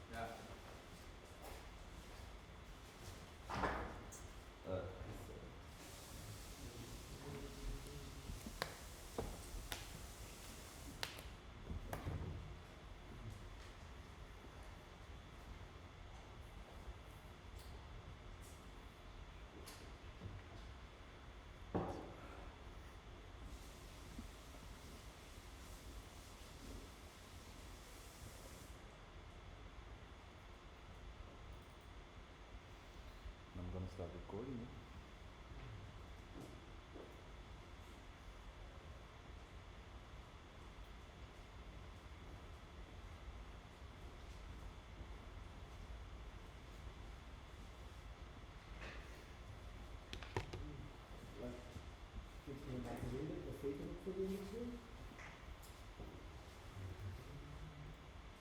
Ondertussen veel. Ja, gewoon voor alles te velen. Nee. Ik zoek jullie eigenlijk. Nee, ik heb dit niet zo gedaan, niet.